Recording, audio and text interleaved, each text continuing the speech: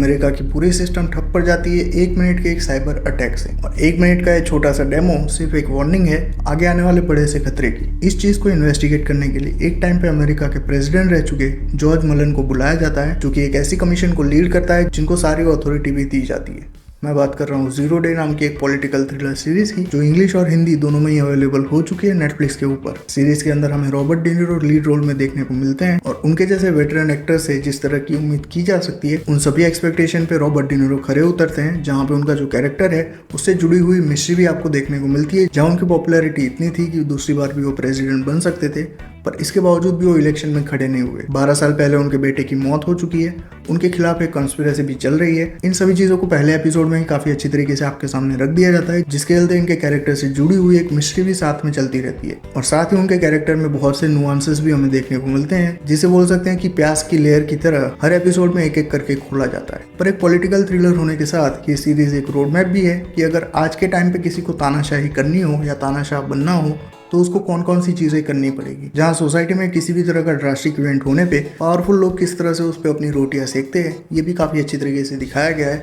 और आज के टाइम को ध्यान में रखते हुए इंडिपेंडेंट जर्नलिज्म को भी काफी अच्छी तरीके से इम्प्लीमेंट किया गया है। सीरीज के पहले 2 एपिसोड काफी अच्छी तरीके से डिजाइन किए गए हैं, जो कि आपको एंगेज करने में काफी हद तक कामयाब रहते हैं। पर इसके बाद के जो एपिसोड आते हैं उसमें इन्वेस्टिगेशन को लेके जो चीजें दिखाई जाती है वो काफी वेगली आपके सामने रखी जाती है, जिसके चलते आप डिस्कनेक्टेड फील करते हो। साथ ही कैरेक्टर और कैरेक्टर्स के डिसीजन जो आपको दिखाए जाते हैं उनसे भी आप उतने ज्यादा कनेक्ट नहीं हो पाते, जिसके चलते बोल सकते हैं कि इस सीरीज के अंदर बहुत रूम था इम्प्रूवमेंट करने के लिए। और सीरीज का सबसे बड़ा लेट डाउन है इसकी स्लो पेसिंग। जहाँ 6 एपिसोड लंबी है सीरीज, पहले 2 एपिसोड में आपको अपनी पेसिंग फील नहीं होने देती, वहीं पे उसके बाद के जितने भी एपिसोड आते हैं वो बेरेबल नहीं लगते इसकी पेसिंग की वजह से। जहाँ पहले 2 एपिसोड में बहुत से इवेंट्स को कवर किया गया है, वहीं पे बीच के जितने भी एपिसोड आते हैं उसके अंदर ज्यादा कुछ प्रोग्रेस ये सीरीज नहीं करती है, जिसके चलते उसकी पेसिंग आपको खटकने लगती है। बात करें परफॉर्मेंस की तो इस सीरीज के अंदर आपको बहुत से एक्टर्स देखने को मिल जाएंगे जिनका काफी प्रोमिनेंट रोल रहता है, पर इन सभी को ओवरशैडो कर जाते हैं रॉबर्ट डी नीरो, जिनके परफॉर्मेंस ने इसके ऊपर 4 चांद लगा दिए। जहाँ उनका कैरेक्टर क्यों इतना ज्यादा पॉपुलर है उस चीज को काफी अच्छी तरीके से उन्होंने अपने बॉडी लैंग्वेज और एक्शन के जरिए काफी अच्छी तरीके से पेश किया है।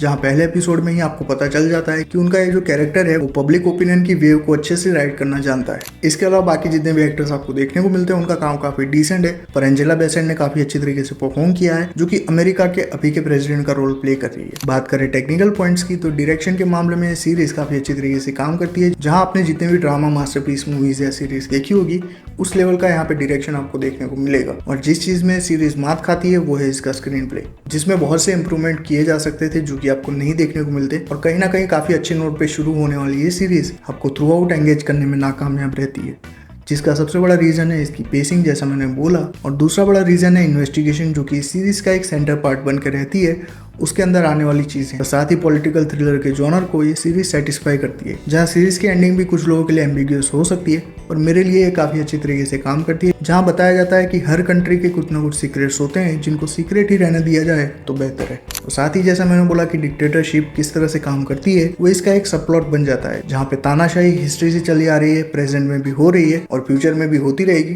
पर उसको लेके जो रोड मैप बनाए जा रहे हैं उसका बेसिक प्रिंसिपल जो है वो सेम रहता है। और आज के दौर के कौन से तरीके हो सकते हैं, इस चीज को ये सीरीज काफी अच्छी तरीके से आपके सामने रखती है। तो अगर आपको पॉलिटिकल थ्रिलर में इंटरेस्ट है तो रॉबर्ट डी नीरो के परफॉर्मेंस के लिए और सीरीज के जो मैसेज है उसके लिए वन टाइम वॉच के हिसाब से देख सकते हो। पर ज्यादा एक्सपेक्टेशन लेके इस सीरीज को देखोगे तो डिसअपॉइंट भी हो सकते हो। विद दैट बीइंग सेड, ये था मेरा ओपिनियन इस सीरीज को लेके। अगर आपने ये सीरीज देख रखी है तो कमेंट्स में अपना ओपिनियन शेयर कर सकते हो। वीडियो पसंद आया तो लाइक कर देना, बहुत पसंद आया तो चैनल को सब्सक्राइब भी कर लेना।